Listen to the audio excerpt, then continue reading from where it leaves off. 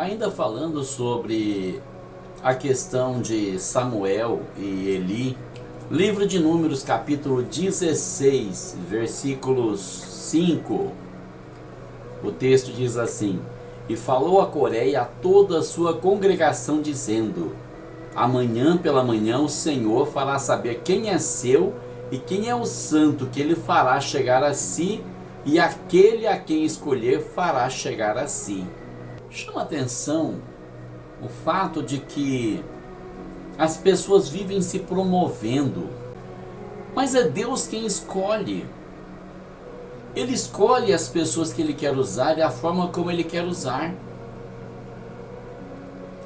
Não podemos negligenciar que Deus não trabalhou somente nos castelos e palácios, como aconteceu com Davi, mas também operou no deserto.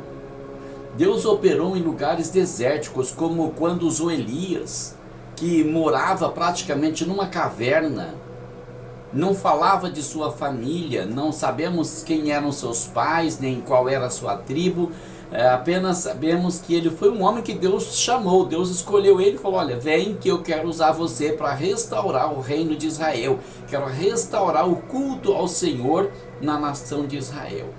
Deus chamou Moisés. E o mais interessante de toda essa história é que Deus poderia ter usado Moisés lá no palácio de Faraó, porque Moisés foi levado ao palácio por obra de Deus, uma vez que todas as crianças do sexo masculino tinham que ser atiradas no rio Nilo pelos pais por decreto de Faraó. Deus poupou a vida de Moisés com a intenção de usar ele mais tarde. E quando chegou numa certa idade, não foi mais possível esconder Moisés, e então a mãe dele preparou uma cesta com betume para que não afundasse, e pôs alguns panos, algum acolchoado dentro da cesta, e pôs ele deitadinho ali, e soltou ele na margem do rio, porque ela sabia que a princesa ia se banhar no rio Nilo naquele horário. E a intenção dela era que a princesa se compadecesse. Mas se o mesmo espírito que dominava o faraó estivesse dominando a princesa, Moisés teria sido afogado naquele mesmo lugar. Mas o anjo do Senhor estava acompanhando Moisés, porque Deus tinha um plano na vida dele, que ele seria o libertador de Israel. E quando Moisés foi levado ao palácio, ainda conseguiu a aprovação de Faraó para ser criado como um egípcio, sendo ele hebreu, e cresceu com os príncipes, com a classe mais alta do Egito, os nobres, e se tornou também um príncipe egípcio. Olha só o glamour, a grandeza do poder de Deus. Transformou um escravo num príncipe. Ele já tinha feito isso antes. Era um mero detalhe para ele. Para nós é muito grande isso. Mas isso entrou no coração de Moisés de uma tal forma que quando ele conheceu o seu povo, que o seu povo era escravo, inteligente como era, percebeu: Deus me pôs aqui porque quer me usar como libertador de Israel. Então eu vou usar todo o meu poder para fazer isso. E ele tinha poder. Moisés tinha um grande poder. Ele era um príncipe egípcio. Ele era príncipe do reino mais poderoso daquela época. E Moisés tinha sido formado em estratégia militar, tinha se tornado um grande general do exército de Faraó, um grande batalhador, um homem culto, um homem que sabia se expressar muito bem, um homem que poderia falar com o povo e convencer as pessoas de suas reais intenções, além do poder estratégico, bélico, militar de que ele era detentor. E ele imaginou: é isso que eu vou fazer. E ele foi visitar o seu povo, encontrou aquele egípcio maltratando um israelita, e ele matou o egípcio e escondeu o corpo na areia. Mas Deus não age assim. Deus não trabalha com a força do homem. Deus não depende de você, da sua inteligência, do seu poder, do seu dinheiro, da sua capacidade de convencer as pessoas. Deus só precisa de uma coisa: que você se disponha a ser usado por Ele. Moisés tinha cerca de 40 anos quando isso aconteceu. Mas assim que foi descoberto o crime, o assassinato do egípcio, Faraó tentou matar Moisés e Moisés não viu outra saída a não ser fugir para o deserto. E fugiu. No desespero, poderia ter tomado outro caminho, no desespero ele fugiu para o deserto. E quase morreu, só não morreu no deserto porque Deus foi com ele. O anjo do Senhor esteve ao lado dele, protegendo ele, guardando, fazendo com que ele chegasse onde Deus queria. E é para isso que serve o deserto. Muitas vezes o deserto serve para Deus te levar onde Ele quer que você esteja. Não é para você fazer as coisas do seu jeito, não é para você se engrandecer e também não é para você amaldiçoar, não é para você murmurar contra Deus. Moisés chegou na terra de Midian, encontrou Zípora e encontrou Jetro, foi abrigado por eles. E o orgulho daquele homem arrogante, daquele grande general do exército, daquele príncipe poderoso, foi desmoronando por terra. Deus quer usar você, não sua arrogância, não o seu convencimento de achar que você é alguma coisa, que sabe alguma coisa, que pode alguma coisa, ou porque você é jovem, ou porque você é velho, porque tem muitos jovens experientes e tem muitos velhos imaturos, mas também tem o contrário, tem muitos jovens que pensam que sabem tudo e são crianças que nunca amadureceram, que nunca cresceram a não ser na estatura.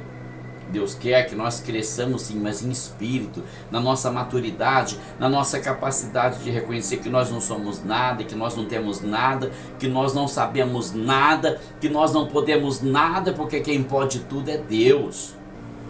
Moisés não viu outro jeito, a não ser se tornar um pastor de ovelhas, que era uma coisa bastante humilde para a sua época, acho que até hoje, né? E Moisés foi apacentar os rebanhos de Jetro. Jetro só tinha filhas mulheres. Depois é que nasceram alguns homens. E Moisés foi apacentar os rebanhos de Jetro, porque ele precisava ganhar o pão de cada dia. Ele não era mais um príncipe honrado, homenageado pelos seus súditos. Não, ele era agora um cidadão simples e muito humilde. Deixou a seda do palácio, deixou as honras palacianas, deixou os manjares, vestiu os seus trapos e foi para o deserto. O calor do dia e a geada da noite, tomando conta das ovelhas, para que os lobos, os chacais do deserto não as devorassem, para que as serpentes não as matassem, porque seria prejuízo para o sogro. E assim se passaram 40 anos. 40 anos de solidão no deserto. 40 anos de sofrimento, de angústia, de noites mal dormidas, de dias calorentos, enfadonhos e solitários. Por fim, um homem quebrantado, velho, acabado, com toda a sua arrogância destruída, sabendo que realmente não era nada, encontra-se com o Senhor naquela árvore que queimava. Ele parou de repente de longe e viu aquela sarça pegando fogo, e ele viu que não se consumia aquela sarça, e ele achou estranho aquele fogo que devorava, mas as folhas continuavam ali, o caule continuava ali e nada acontecia. Imaginou: que fenômeno estranho é esse? Eu preciso ir ver isso de perto. Quando se aproximou, então ouviu a voz de Deus dizendo: Moisés, tira a sandália dos teus pés, porque a terra que você está pisando é terra santa. E isso nos traz também à memória um detalhe importante, né? Tem tanta gente que sai daqui e vai para Israel, fala: eu vou peregrinar na Terra Santa. Lá não é Terra Santa não, gente. Bota uma coisa na cabeça. Lá foi uma Terra Santa porque Deus estava ali. Se Deus aparecer aqui, aqui também se torna Terra Santa. Onde Deus está, está a sua santidade. Não é aquele lugar que é santo. Todo lugar onde Deus se manifesta é santo. No culto que tem lá naquele templo que verdadeiramente honra a Deus e não fica atrás de dinheiro, de gente safada, sem vergonha, mentirosa, vigarista, né? Porque onde tem isso, Deus não está presente, não. Só se for o Deus do dinheiro, mamão, porque o verdadeiro Deus, o Senhor dos Senhores, não está presente nesse lugar. Mas no templo que verdadeiramente honra a Deus, sim, Ele está. Naquele templo humilde, naquela barraca de lona humilde, onde as pessoas se reúnem para adorar a Deus em espírito e verdade, e se humilhar diante de Deus, naquele lugar Deus está. E ali é terra santa. Na sua casa, onde você se reúne com a sua família, com amigos, com irmãos de fé, para vocês celebrarem o nome do Senhor e se humilhar perante Ele, é terra santa. É terra santa ali.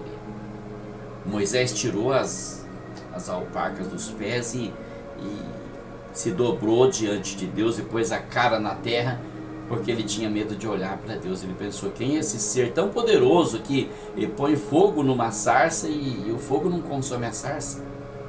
E Deus disse para ele: Moisés, eu vim te confidenciar uma coisa. Eu tenho visto atentamente a aflição do meu povo lá no Egito. Eu resolvi mandar você para libertar Israel. Ele falou: eu, Senhor? Eu? É, você, Moisés. Por que eu? Porque eu escolhi você. Mas, Senhor, olha para mim, eu sou um velho, eu tenho 80 anos. Eu sou gago, eu não sei nem falar direito mais, e minha língua endureceu, minha voz está rouca. Mas é você que eu escolhi. Eu fico tentando imaginar a reação de Moisés naquele momento. Talvez ele não disse, mas ele deve ter pensado: por que Deus não me usou quando eu estava lá no palácio, quando eu era um príncipe poderoso, quando eu tinha um exército à minha disposição? Por que Ele não me mandou libertar Israel naquela ocasião? Agora Ele vem me mandar, agora que eu não estou aguentando nem andar direito, eu preciso de um cajado para me escorar, para não cair? Moisés, sou eu que vou libertar Israel, não é você, não é o seu poder, não é a sua estratégia, não é seu exército, não é seu dinheiro, a obra é minha, o poder é meu, você vai com o meu poder e você vai libertar Israel. Ah, eu não, Senhor, eu não posso ir, eu não tenho condições, eu não sei nem falar direito, mas eu vou ser com a tua boca, eu vou abençoar tudo que você falar, eu ponho as palavras na tua boca, Moisés. Não, Senhor, não. Manda outra pessoa porque eu não dá certo. Deus falou: tá bom, vou te dar uma força. Vou mandar seu irmão com você. Nossa, que grande ajuda, hein, Senhor? Eu tenho 80 anos, eu me recuso aí, o Senhor manda me ajudar o meu irmão de 83 anos? Grande ajuda. Deve ter pensado, né? Acho que ele não falou, mas deve ter pensado. Por que Deus fez isso? Porque Deus queria que aparecesse o poder dele, a glória dele, não a estratégia do homem, não a força do homem, não a inteligência do homem, não o dinheiro do homem, não a política do homem. Deus não precisa de nada disso. Olha o que aconteceu no Brasil na eleição passada. Tudo indicava que Bolsonaro não seria eleito. Muita gente me chamou de louco, mas eu sabia que Deus ia mudar a história do nosso país, porque tem muito joelho nesse Brasil dobrado, pedindo a Deus para dar uma chance para o Brasil, para sair da lama em que foi posto por esses governantes socialistas, inimigos de Deus, inimigos do Evangelho, inimigos da cruz. Deus estendeu o braço sobre o Brasil, abençoou a nossa nação, está mudando a nossa história. Estão lutando contra aquele homem, mas não vão prevalecer, porque Deus é com ele. Não tinha poder, não tinha dinheiro, não mentia, não usou de nenhuma vantagem ilícita, mas Deus colocou ele lá. E só Deus pode tirar ele de lá. Pode espernear quem quiser, só Deus tira ele de lá. Agora vamos voltar para Moisés. Velho de 80 anos, o povo certamente não se lembrava mais dele, a não ser a família. Tinha um irmão de 83 anos, a irmã era mais velha, não me lembro a idade dela, era a mais velha da casa. Velho como estava, ao quebrado, sem condições físicas, sem preparo físico, sem nenhuma condição humana. um velho de 80 anos, atravessa o deserto novamente, desce ao Egito, a maior potência mundial da época, e ajudado por um senhor de 83 anos, enfrenta o poderoso faraó, o grande senhor do maior império daquela época, e eles literalmente quebram o Egito, levam o Egito à falência, quebram a maior potência mundial, a maior economia mundial da época, simplesmente usando o poder de Deus. Independente da idade, independente da sua condição física ou social ou cultural, porque Deus não precisa da ajuda do homem. Deus não precisa, Ele quer a nossa cooperação, sim, mas Ele não precisa da nossa ajuda. Ele não precisa que você seja novo ou velho, que você seja forte ou que tenha experiência. Deus usa o homem, Deus usa a mulher, Deus usa a criança, Deus usa o ancião. Deus usa todos aqueles que abrem o coração para Ele. Deus usou Abraão com 90 anos de idade, com 99 anos de idade, para trazer ao mundo a pessoa que seria o pai da nação de Israel, Isaac. Para Deus não tem dificuldade. E não é você que faz alguma coisa porque você conhece a obra de Deus, ou porque você leu a Bíblia de capa a capa, ou porque você tem 3 ou 5 ou 10 faculdades, porque usa um anel de formatura na sua mão, porque tem muito conhecimento, porque tem prática de ensino, porque você tem prática de governança. Deus não precisa disso, dessa arrogância estúpida, porque Deus usa quem Ele quer. Ele escolhe as pessoas, Ele capacita quem Ele escolhe, Ele envia e leva as pessoas a fazer a sua obra. Deus transformou a história de Israel no dia em que Moisés tirou Israel da terra do Egito. Deus fez milagre sobre milagre para mostrar o poder dele, para mostrar que é Ele que age, que é Ele que faz. E quando Ele enviou Moisés ao Egito, Ele enviou uma mensagem profética para Faraó através de Moisés, que está no capítulo 9, se eu não me engano, versículo 6 de Êxodo, quando ele diz a Faraó: para isso mesmo te mantive, para mostrar o meu poder em ti e para que o meu nome seja anunciado em toda a terra. Tão grande foi o estrago feito no Egito, que quando Israel chegou na terra de Canaã, as pessoas sabiam o que Deus havia feito, como Deus havia quebrado o Egito, como Deus havia secado as águas do Mar Vermelho, como as águas do Jordão se secaram para o povo passar, como Deus preservou aquele povo no deserto por 40 anos, para que o nome dele fosse anunciado a todas as nações. Todos temiam na entrada de Israel na terra de Canaã, porque sabiam que eles seriam desarraigados. E o temor era tanto que veio a tribo de Gibeão e veio se colocar diante de Josué, mentindo para ele, dizendo que eram povos de terras distantes, para fazer aliança com ele, para não serem destruídos, porque sabiam o que vinha pela frente. Deus é como uma locomotiva, ou você sai da frente ou Ele passa por cima de você. É melhor estar ao lado de Deus, é melhor se humilhar para Ele, é melhor reconhecer que Ele é tudo e que você não é nada. É melhor reconhecer que nós não temos capacidade alguma, mas que a nossa capacidade vem de Deus. Só Ele pode mudar a sua vida.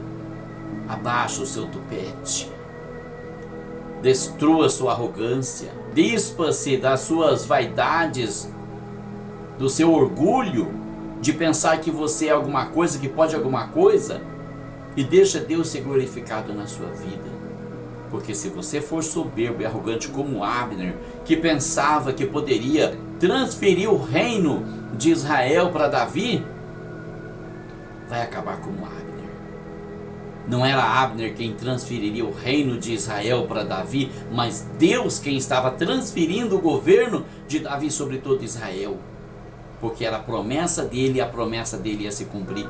Não importam as circunstâncias, não importa o que vem pela frente, não importa o que está acontecendo do seu lado, só importa uma coisa: se Deus te chamou, Ele te escolheu, Ele vai te capacitar e vai realizar a obra na tua vida. Eu fui moço, fui jovem, hoje estou entrando na terceira idade, mas o poder de Deus continua agindo na minha vida.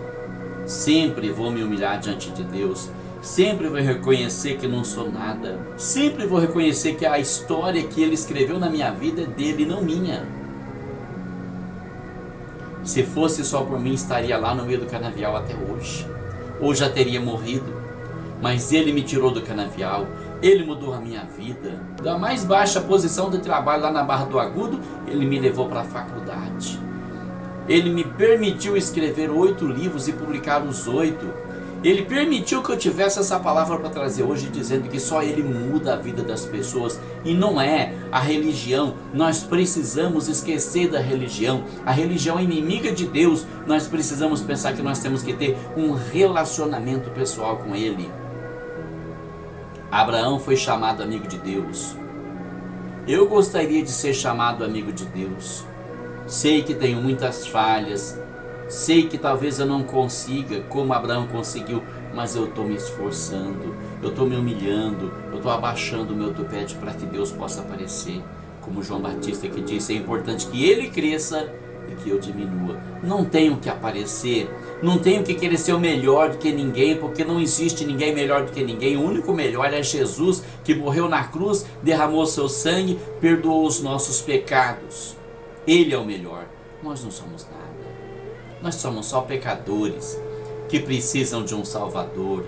E o nome desse Salvador é Jesus. Deus abençoe a todos em nome de Jesus.